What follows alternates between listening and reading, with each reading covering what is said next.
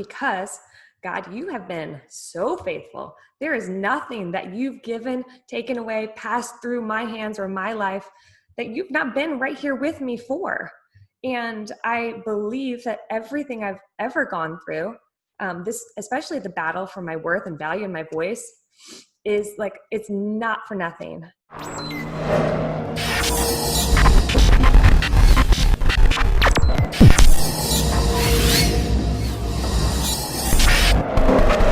Hey, it's Daron Early Wine. Welcome back to the Daron Early Wine podcast, here with the one and only Lisa Graft. Lisa, welcome to the podcast. Thank you.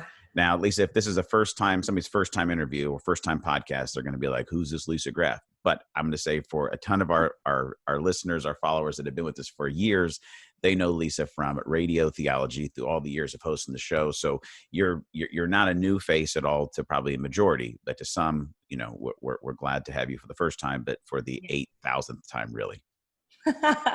Yes. And this feels like the good old days, you know, I'm having a real moment here. I like it. So just to catch everybody up, Lisa and I and Ryan Allward, we hosted a radio show for 3.5 years called Radio Theology.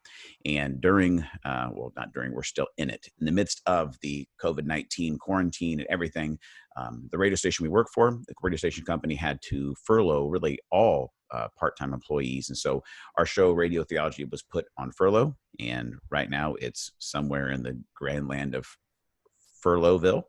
And we don't know if it's coming back or not, but the exciting thing to have Lisa back on the podcast and is just to realize that the journey that got us into the radio show, Lisa, was truly, you know, we talked about on the radio show all the time about this process of just saying yes to the opportunities that God brings. And you and I and Ryan said yes to the opportunity to do the show. And there was no guarantee. We signed no contracts that it would be a 10-year journey. But I think all of us in the midst of it, we had so much fun doing it, and we love the opportunity to impact, the tens of thousands of people that we were each week. And we were really pursuing that the radio show might become like our deal. Yeah. Yeah. Like, syndicate this thing nationwide. It's going to be big. We're going to reach millions of people. This will be our life. And then a virus shows up around the world, and in literally one phone call, it's like, well, no, that's actually not going to happen. Maybe, probably, who knows but it's gone. Yeah. And it brought so much meaning, so much purpose. It allowed all three of us to have a platform to use our voice to make an impact. And then in a moment that dream kind of dies. And one thing I want to hit on in this conversation is you've not stopped. You've not been sitting at home, twiddling your thumbs, crying and being like, oh God, why have you forsaken me? I have been crying, but not twiddling my thumbs. But you have not stopped pursuing who God has created you to be. And that's what I want us to hit. That's obviously what we talk about a lot here on these spiritual DNA sessions as a part of the podcast is this process, this journey to become who God's created us to be. It's not for the faint of heart, and it's not a one-time decision. And there are pivot points that come to our life that we have to persevere through. And that's what I want to hit. And so maybe let's just start here, Lisa, for somebody who might be brand new to the podcast. Give us just a little bit of the story of the yes that you said to step into doing Radio Theology, and a little of the backstory there, so we kind of get context for some of these major pivot points that have helped you, make this progress towards becoming who God's created you to be. Yeah, I had been in radio for 7 years and started on a country morning show, and then moved to Christian radio when I moved to Indianapolis. And that's been 10 years ago now. And I walked into this little tiny studio and said, I want to be on the morning show. And they said, okay, we can't pay you. And I said, I don't care. I'm going to get up every morning. I'll be here from 6 to 10 live, whatever you need, I'm your girl. And I'm so glad that I did that, because that opened the door for me to get hired on full time when they could. And so I spent years being the co-host, the right-hand person to the lead guy. And that really helped me hone in my skills a little bit and get this fun radio history background. And then I had my daughter. And if you know anything about infants, you know that a 5 a.m. wake up call to get ready and go to a radio station, and then be live and then work at the station all day as well. And then I was doing 100 events a year. And it was just so much that we kind of collectively said, no, this isn't the thing. And so that was really hard to step away from, really hard to leave radio. And so I made a lateral move within the company to the graduate school. And so I did what I had to do, which I can say now, I hated every minute of it because I was traveling the state. So it was really lonely. And it was like I was sitting at a table at hospitals and, community colleges and all of these places. And I ran out of things to look at on the internet, right? Which I didn't know was possible. Like that's a real thing. I've seen it all. Yep, it's done. And I really literally felt like the life was being sucked out of me. But then at the same moment, I started digging into why am I here? Why am I on the planet? And I started asking those types of questions. And I really just felt like you have a story to tell. You need whatever it's going to look like. Like I am on the planet to inspire authentic relationships within women, for themselves, for others, and then for God. And so I knew that as I'm sitting at these tables going, I'm dying a so painful death. Why am I not able to share? What does it look like for me to actually start? And so that was the start of Radio Theology, was me driving in my car back from one of these horrible things. And I was praying, like, give me something, God, come on. Like, if this is what you want me to be, if this is who you actually created me to be, give me something. And it was one of those desperate prayers that never get answered right away. They don't, like, how many times you're like, I promise, if you just give me this, I'll never, whatever. It was one of those prayers. That's exactly when I was praying it. That's what I thought. But then I hung up, and this is the first time I hung up with the Lord, and bye. And then 5 minutes later, you and Ryan Albert called and said, do you want to get back on the radio? And I'm like, whoa. And so that was the start. And that was like the easiest yes I could have said in life, probably, Yeah. Like, yes, I just asked God in a fashion that I've experienced very unlike God, to go 5 minutes later, I'm not even gonna make you wait for this. Boom. And then the rest was history. See, and I think that the great part about that is we don't, like, I agree. We don't always have moments like that where it's like, I pray and 5 minutes later, ta-da, answers. But God was preparing you for that. Like you talked about, like the soul searching and the conversations you're having with him through that whole time as you're sitting there exhausting the internet. Like this isn't it. And I could settle for this, but there's a sense that there's more, and I've got to pursue that. And so God opens the door. You easy yes. You pivot into doing the radio show, and it's been 3.5 years of an absolute just ball. I mean, we have loved it, and it went from like you had been on the radio before. I had done just little things here and there with the Smiley Morning Show here locally for 4 years, just like every other Thursday, like wasn't a regular deal. Ryan had not done radio before. We had all, though, been using our voice, speaking, singing, all that kind of stuff. But I think it was kind of like, the first year was like, do we suck? And then, and then like, we kind of got our footing, and we're like, I don't think we suck, and then we started getting feedback from people in the industry, like, no, you guys are good. Like the show is good.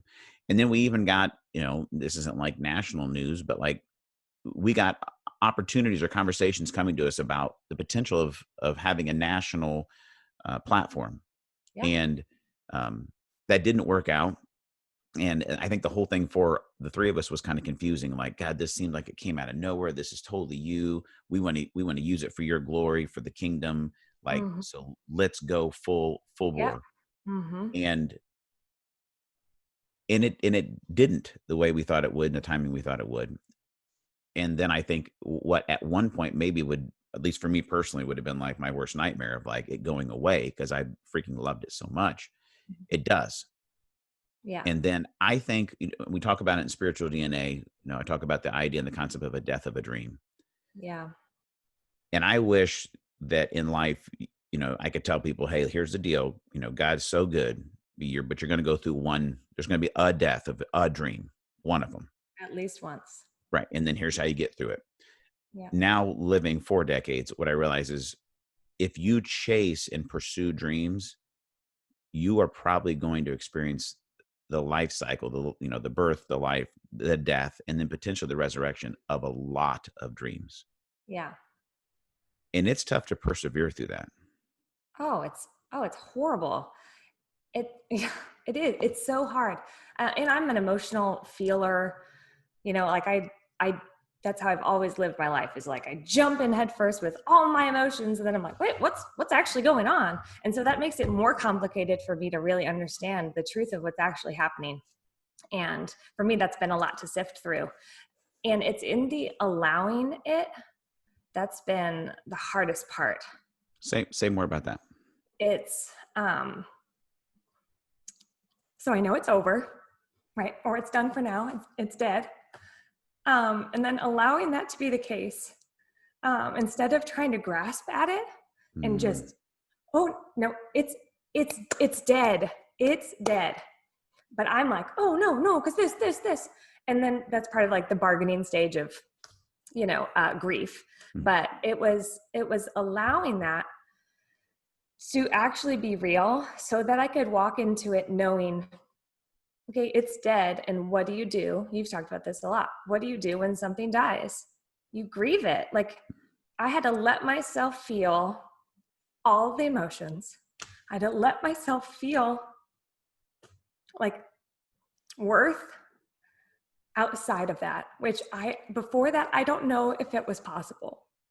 And so I think that was part of the allowance of, okay, if I'm truly doing this, which is hard for me. I'm like, I like to do this with the things I love. And so I'm like, if I'm truly doing this, then that's part of the process. And I was holding on to Radio Theology as like, okay, this is the answered prayer. Like, this is my voice. And through that, I have become, you've watched it firsthand, and it's almost impossible to explain how far I've become. And so to go, well, wait a second. No. I'm not letting this go, because I still want to become more up over here. It was so confusing and hard to go, do I still matter in here without that? And that was what I had to like ask the scary question. So if I'm hearing you right, what you're saying is your perception now is that you had to let it go to really be able to discover your true worth. Yeah. And really, because I've been on a journey for probably 2 years about really getting into the nitty gritty of figuring out what stories I'm telling myself in my head, figuring out what's true about me, helping other women do that as well. And so in that, living that, it's a lot of hard work, and it's exhausting emotional work. And a lot of times I think that I had found that. Like, I think that I was able to say, and it was probably genuine as best as it could be for the time. Yes, I have worth outside of everything I accomplish, outside of everything I give and serve, and how hard I love people. And like, I have worth innately within me because of God. And I think I genuinely believe that as best as I could in those seasons when I'm realizing that. But then it came down to, okay, I'm holding everything like this except for this one thing. And it was like my identity. Maybe not all the way, but too much, because it was not meant to be that. And so that was the hard part, going, do I still believe that I have an 8 worth? if I don't get to use my voice on this team in this way? And that's a scary thing to ask. But you do. I mean, I had to. And I did. And it's like so freeing now to actually be able to say, I am not holding anything like this anymore.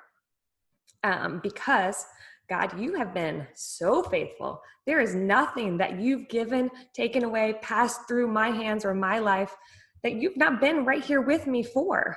And I believe that everything I've ever gone through, this, especially the battle for my worth and value in my voice, is like, it's not for nothing.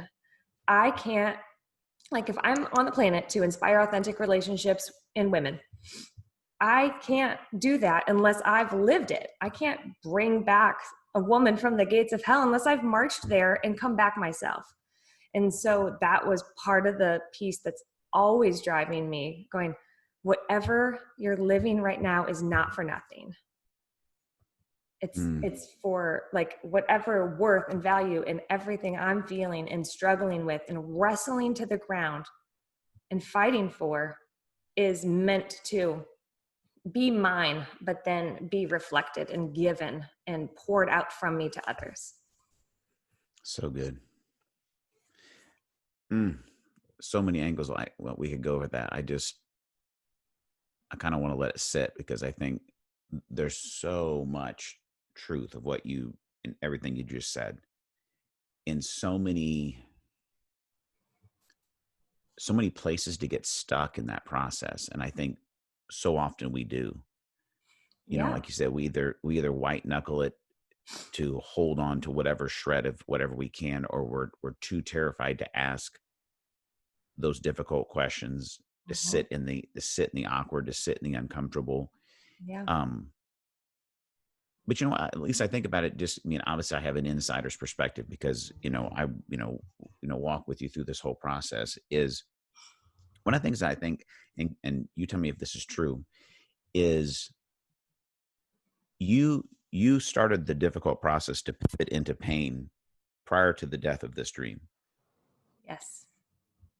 And I think sometimes we're so scared of pain. We're so scared of the past. We're so scared of some of those things. It's like, you know, I hear people often, you know, brag about how, well, if I got negative stuff, I'd mash that down. You know what I mean? Like, cover it up, bury it, you know, build a house on top of it. Like, where I'm not looking back, I'm not looking in, I'm glossing over, it's all under the rug. And then when something does die, when something implodes, when something breaks, now it's like, I've got the pain and the sorrow of the grief of the death of this dream. And it's starting to agitate, you know, some, painful past stuff. And I've got this whole value, worth, you know, and you almost can't emerge from it. Yeah. But do you think, my perception is, you started this process of pivoting towards pain and having some real difficult times with the Lord and in community, figuring out, you know, who am I? How do I deal with this? How do I let God bring healing into it? Do you feel like that process leading up to the death of this dream equipped you to walk through this with greater perseverance and you know, and persistence? Yeah, 1,000%. And I think when you said you don't, like, you're scared that you're not going to emerge, there were so many times where I was sitting in this pain and was thinking, I'm just going to stay here. Like, there's no hope outside of this moment. And that's the hardest part, is just to sit there and let yourself even go to worst case scenario, but then let yourself go to, but what if, I was able just to stand up? Like, what if I just stood? What would life look like if I just stood up right now? And those were the conversations I was, like, literally having with myself as I'm stuck, as I'm feeling like there's so much piled in and around me that just forget it. Like, I can't inspire an authentic relationship in me. how am I going to inspire an authentic relationship with other women? And so that was so hard, but it was the pivoting into that pain. And then literally when I found, I will also call it a layer of healing, because there's zero way that this is all the way healed for me, Yeah. And so I found this layer of healing that allowed me to come up into the light, start really believing the truth that I am not invisible, that I am not only that, like I have light within me that is meant to shine out. And that is what I started really believing in that one layer of healing. And so in that process, I became a little less afraid of the dark. Because I like, you have all these, I mean, for me, it was like suitcases, okay, full of all these things that I had shoved away into a closet. And I'm like, I know they're there. Sometimes they try to sneak out. No, they're over here. And I don't have to deal with that because it doesn't matter anymore. But it does. And so it's like taking those suitcases and all the things that were kept in the dark, locked away, and opening it up and not being afraid of what the light was going to show. And it's scary every time you do that. I don't think the fear is ever going to go away when you do that. And I don't think that's a bad thing. I think that's a good thing. But it was inviting God into that process to go, okay, if the light is shining on it, I know it's yours. So like, illuminate the things that I need to see in this, illuminate the truth of that. And that really helped me. Like all of that whole word picture helped me not be afraid of what was in all of the suitcases. Lisa, is it okay to be just a little less afraid of the dark? Oh, yeah. Yeah. I mean, I think it's okay to be all the way afraid of the dark forever. Like, I don't think that that's a bad thing that should bring shame. As long as you're equally confident in the fact that the light will drive out the darkness. Mm-hmm. You can sit in that fear and you can hold on to it. That's fine. As long as you know that the light will drive out the darkness. I agree. I guess my question was because it's like, I think sometimes we feel like for it to be a success or for me to believe I can get there, like, I got to be, and if we want to heap on some scripture, right? I'm going to more than a conqueror, and I'm going to be like, and I've got to dispel all the darkness, and I've got to be the most courageous, da da da da da da. And it's like, no, I mean, what you might need today is like, you know what? I'm a little bit less afraid than I was yesterday, and that's today's win. I think about, why does when Josh was about to begin to lead the Israelites into the promised land, like over and over and over and over again, God's like, be strong and courageous. Now be strong and courageous. Now remember, we're going to be strong and courageous. Now, once again, strong and courageous. It's like, I heard somebody say recently, like, why did God have to tell Joshua over and over and over again to be strong and courageous? Because he was scared. Yeah, right. Like, and for good reason. And for good reason. And it didn't, the fear necessarily didn't completely subside, but it was like being able to walk in it and go, I'm going through this process and I'm still kind of scared, but I'm a little bit less scared than I was yesterday. So I can do today with a little bit more courage. Yeah. Well, and I think that's like all of life. Everything that I've experienced has been just the smallest steps. And I know, like, some people get really frustrated by that because, like you're saying, they want the huge, ginormous leap for mankind or whatever. And it could be, but no, sometimes just forward motion at all is enough. So if you're crawling, then crawl, if you're walking, then walk. But if you can sprint, get out there. And right now I'm sprinting, but December, I was crawling. I think it's almost even what you said about even if I can stand up, like it might just be, can you just like, the scripture talks about, you know what I mean? When you're having these attacks, like, just stand firm. So it could just be, you're not making any, I'm just standing. Yes. but I love what you said. If you can stand, stand. If you can crawl, crawl. If you can walk, walk. If you can walk, if you sprint, sprint. And you are sprinting. And that's why I want to pivot to that. And it's been interesting that you said the word sprint, because that's the term I've been using of like, we were told 90 days, you guys are done. And we don't know what's happening afterwards. And so we've all kind of embraced this terminology of, hey, we have a 90-day sprint, to figure out where we're at, what we're doing. And I want you to unpack what you've been doing. I think we're probably, I don't know, almost 60 days into the time right now. What have you been doing the past 60 days? And I love it. I'm inspired by it. And I think it's so true what you said is you God has given you a voice, and you are a storyteller. You know that from going through spiritual DNA. You know who he's created you to be. But as a storyteller, you got to have a story to tell. Oh yeah. Because it's like, if you're a storyteller, it's okay, tell us your story. It's like, I woke up today. Hey, so I'm here. My name is Lisa. Like that's the first page. Yep. So you've had to discover that process, and I love the perspective you're bringing to that, because how easy would it be to be like, I'm a victim. This is terrible. Life is hard. I have it could be so quickly be a pity party in any pain that we all go through. Yeah. But I loved if you already shared about, it's the quote I always say from Alex McManus, Erwin's brother, right? That the gospel always comes to us on its way to someone else.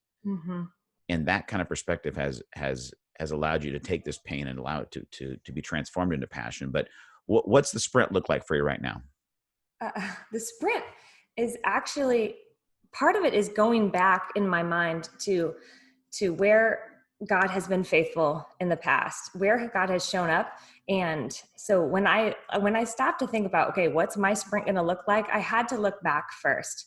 And in that, I remember 3 different moments over the last year that God has called 3 different women to my life and ministry. And so like last September, when I met with one of the girls, I'm like, she's like, I'm here, whatever you need. Da, da, da. I'm like, I don't need anything. I'm just maintaining my voice right now. And so I don't need anything. And it was like the furthest thing I could imagine was needing somebody to support me. And so, but that happened 3 times in the last year. And so I looked back and I'm like, okay, well, if I'm going to sprint, I better get the girls. So I rallied the troops and I just said, you have said that. If you still feel that way, join the dream team. And so I call them the Mother of the Year Dream Team. And that's what they are. We've been meeting every couple weeks. And when we just kept taking the next right thing, like doing the next right step, which for me, I thought it was going to be just creating this bigger platform of, I'm going to do more graphics and I'm going to get more social media followers and maybe I'll do some Facebook lives and some videos. But then what the Spirit did in all of us, and this synergy that we have, is just blew it out of the water. And so when I say out loud all the things I'm doing, I'm like, who's doing that? That's amazing. And so we've built a 6-week Mother of the Year boot camp, which is it's a basic training program for moms to figure out what lies they're believing about themselves, get it down to their core identity lie, replace that with the truth, and live in this freedom and show up armed. Because I can't do anything about your overwhelm and your chaos. Right. And I'm not promising that. What I'm promising is I know how to armor up, and I'm going to teach you that. And I'm going to walk beside you, and we're going to link arms on the front lines. And so that came to me on a Saturday. And by the next Monday, it was launched. It's wild, but it's so good. And then we were like, you know what? For 2 years, we've been talking about a podcast. Let's just do a podcast. And so last week we recorded our first 4 episodes of the podcast, and it's video and it's audio and it's good. It's so, so, so good. Like, we left the room going, was that us? Was that good? And then we're like, I think that was good, but it's like, and the good thing is, like, we don't feel like we can take credit for it. All of this is co-created with the Holy Spirit. And so that's why I can speak so confidently about that. And so it's the podcast. And through that, I already have started my book. And then now I have a second book idea that goes along with the podcast. And so, I mean, as soon as I say something out loud, it happens. Like, it comes to fruition. And that's the scary part of it. So my sprint is like fast and crazy, but I'm not scared of it right now. I'll In this probably moment. be scared of it. Yes, at this very moment, I'm fine. I'm just sitting at my kitchen table. But it's this honing in of, who am I talking to? Like, I know exactly where my voice fits. I know exactly where there's a void in the motherhood, all the voices of motherhood. There is a space, and it's mine. Like, I know that beyond a shadow of a doubt. I could draw you the diagram of where my voice fits. And if I'm not filling that, like, God's going to use somebody else to fill that space. That voice needs to be heard.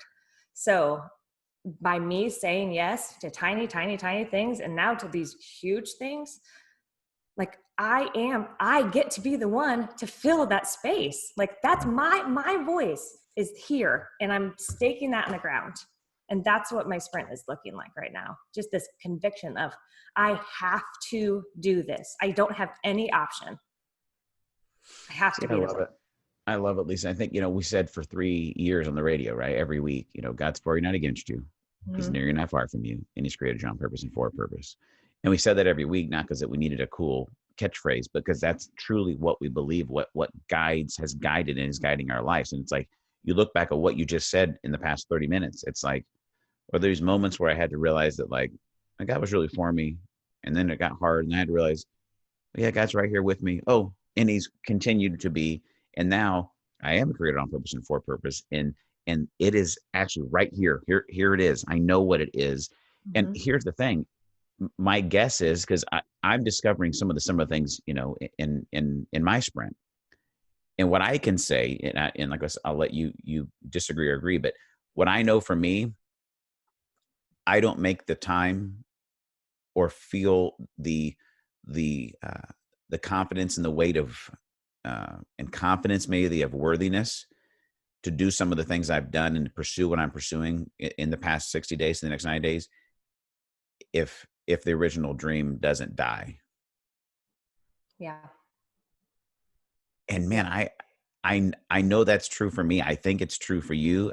I still don't conceptually like that concept. I hate every minute of it. I want 20 more hours in the week so I can do both. Right. I don't have that.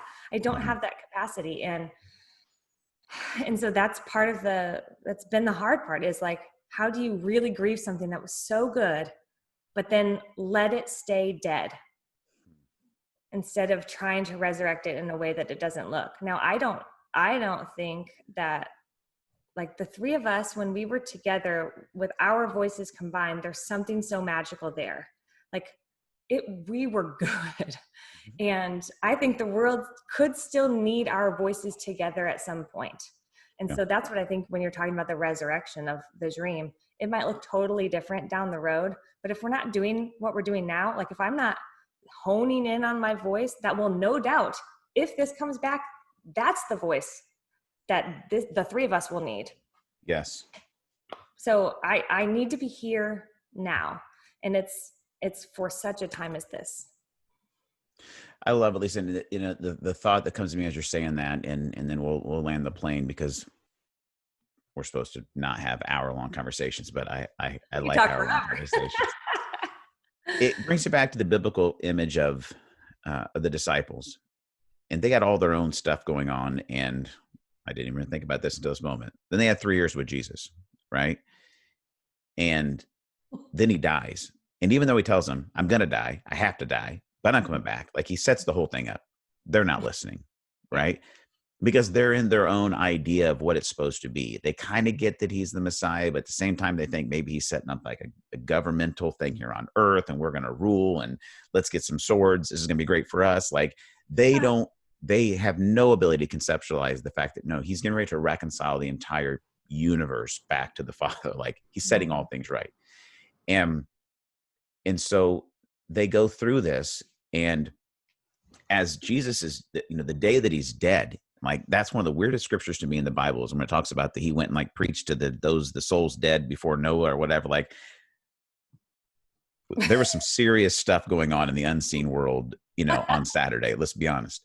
Yeah. And so God's doing what only God can do in a way that no one can see what he's doing to set up what this resurrection plan is going to be. And the disciples all go like, I guess we're fishermen again. Yeah. He's been saying, hey, you're fishers of men. We're going to change the world. You guys, we're going to build, listen, Peter, you're the rock. I'm going to build the church upon you. The gates of hell won't prevail against it. Like, we are changing the world. And they're like, yeah. And then he dies. And it's like, yeah, fishers of men, that was cute. But yeah, I'll go get some more fish. Let's go back. Fish. Yeah. And one thing that I'm so, I just want to affirm you on is that in this moment where some of the unseen things that God's doing, like, and I've gotten to watch it for 3.5 years, like you've not gone back to being like, you're not the Lisa Graft that was driving back from a job she hated, begging God to give you a little morsel of purpose. Mm-hmm. Like, and you're not going to ever go back to that. Like, you're stepping into the pain, you're stepping into the process, you're trusting what he's doing, and he is just beginning to unfold huge breakthrough after breakthrough as far as becoming who you were born to be and stepping into that purpose. And so, really proud of you. Great job. Thanks. So good. So good. So what's maybe somebody says, and we'll end with this. There's somebody watching right now and they go, I knew Lisa, I kind of heard, but I am Mother of the Year. What is it? How do I get connected to it? That's something I need in my life. Connect them. Okay. IamMotheroftheYear.com is your place to find all the other connection points. But it's a movement for moms to really move from isolation and fear and this overwhelming chaos to really finding confidence, community, peace, freedom. And then the deeper layer of that, if you need more than just the surface, is, we are walking alongside moms, sometimes holding hands, to help them discover and live out their true identities. And it's incredible. The community is incredible. The mission is incredible. And I truly believe that we're changing mom culture. And if you're listening to this, we probably need you. Yeah. I love it. So how do they get connected? Just IamMotheroftheYear.com? IamMotheroftheYear.com, and on Facebook and Instagram and all the socials. All the things. Mm-hmm. So good. Lisa, I knew it was going to be good. I didn't know it was going to be this good. You surprised me. I'm glad to know I still have it in me. You still got it. Anyway, thanks for tuning into this episode. We got more content coming your way. Connect with Lisa, and it's so good. So proud of you.